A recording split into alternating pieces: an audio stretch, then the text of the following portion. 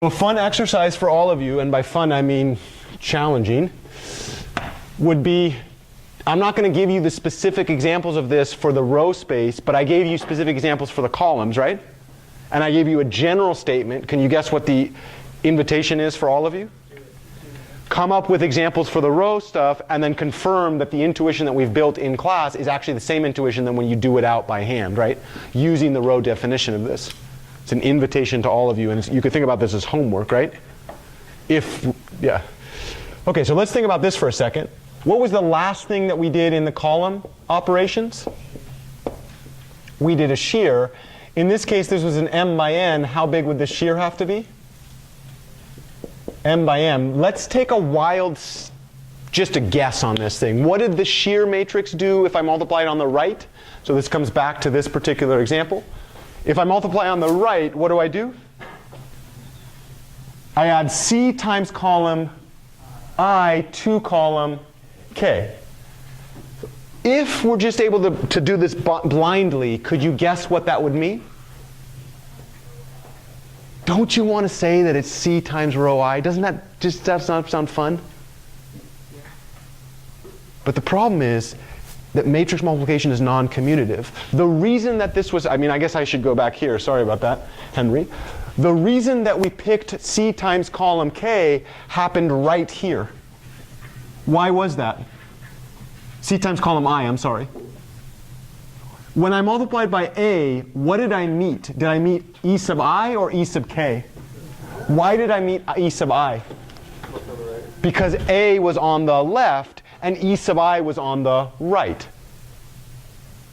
In order to pick off column or row I, that would mean that this thing had to be on the other side. In particular, when we go back to the row paradigm, I would ask you, Wesley, what was the definition of the m by m shear matrix? Here? This is a rank 1 update of the identity, which is Im plus C EI times EK transpose. And then I'm going to multiply the entire thing by A. Okay, you could imagine that as we have the same idea of distributivity, but it's on the other side now, right? And these, again, it has to be conformable. Could you guess what this thing is? B times A plus C times A. And again, that's not equal to A times B plus A times C, because this is non-commutative. This is really fun. If by fun you mean very painful when you first get into this, right? Okay, so what would that be then? What would we do here? Distribute. So now I would have I sub n times A plus C E sub I times E sub K transpose times A. What happens when I multiply the identity matrix by the original matrix? That one's, doesn't that just make you smile? Yeah, because it's like not painful, right? I guess we shouldn't smile just because we're not feeling pain, but you did take a math class, right? Okay, so now we're going to go something like this. Right now we're associating these two together. Could you guess if we do A times B times C, what's that equivalent to? Yeah, in other words, we can reassociate. So this is going to be EI EK transpose times A. How big is A? M by n. How big is EK transpose? 1 by m. Great. How big is EI? M by 1. What do we know about if I have C times A times B times C? Could you get, this is a really bad scalar. If I have a scalar out in front, can you guess what I can say? I could put the scalar anyway. I can put it inside the A and then multiply by B times C. I can put it inside the B and then multiply times A times C, or I can put it inside the C. So this scalar I can bring through any of those products. What does this product do right there? What type of product is it? What type of thing is this right there? What type of vector? Row vector. What's special about that row vector, Kush?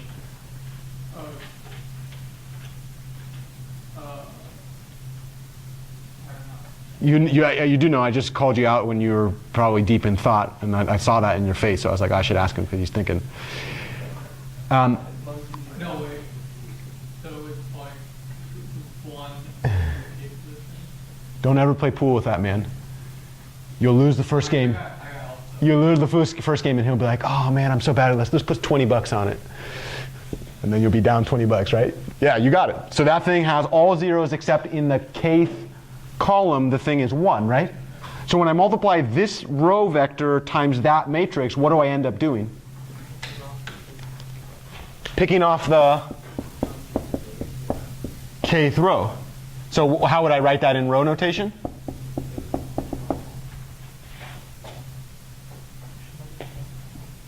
Oh yeah, sorry about that. How big is that thing? 1 by m, right? Or 1 by what? N.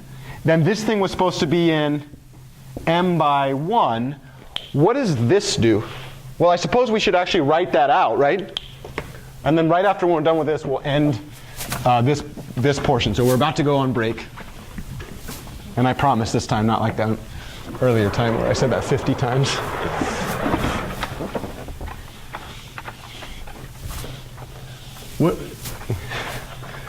So let's do this. So this is going to be A. Well, A was going to be the first row of A. Maybe I'll just do A plus C. What is E sub I? What does that thing look like?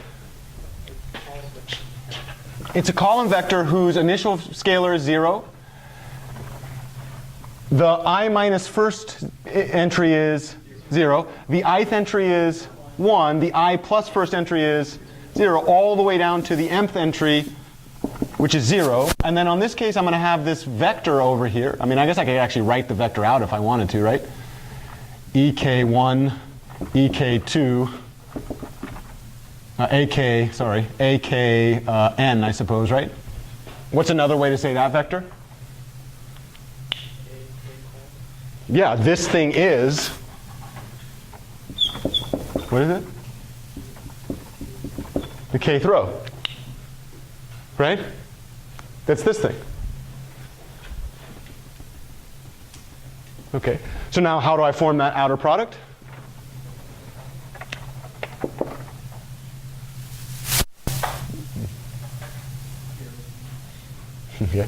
Yeah, should we do what's been hidden underneath the whole time?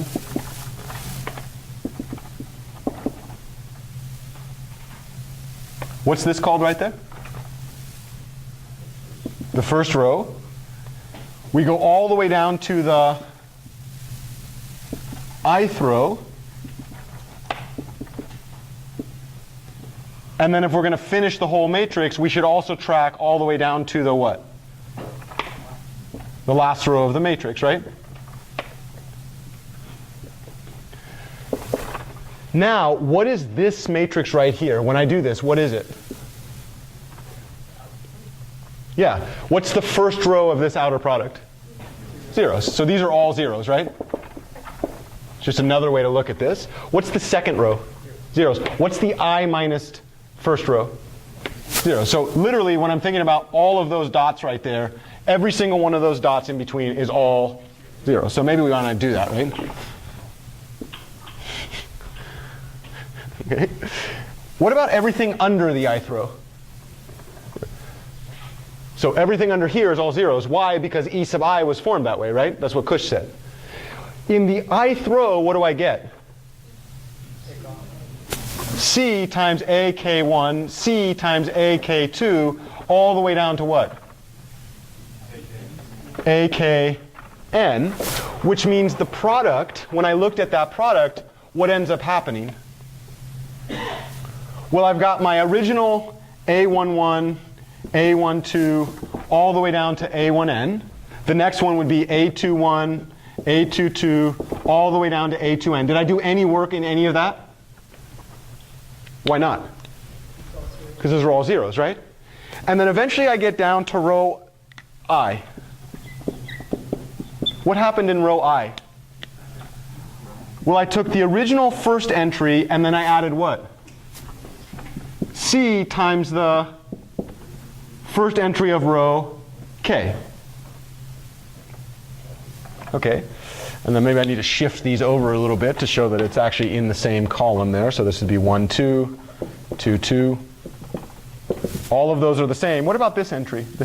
The entry 2 of row I. AI2 plus, which means I took the original entry of that particular row and then added C times the corresponding entry of row K. All the way down to the end, and what did I get at the end? AIN plus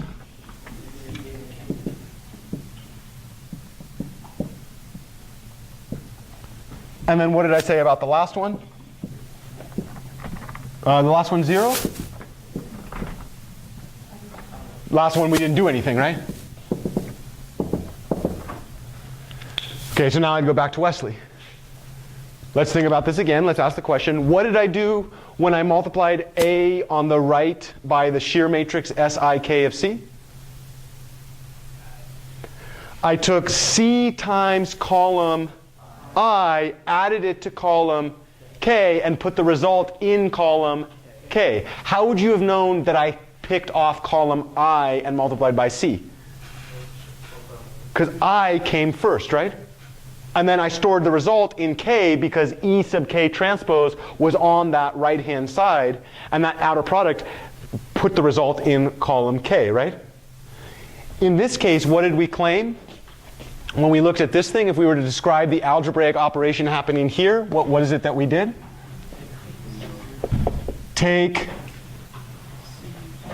C times, oh damn, row K, and add that to row I, putting the result into row I. How would we have known that we were supposed to take C times row K rather than C times row I? Because K is on the right-hand side, and I multiplied on the left. They are non-commutative, so I picked off that row, multiplied by C, and then put the result in the location where E sub I told me to, right?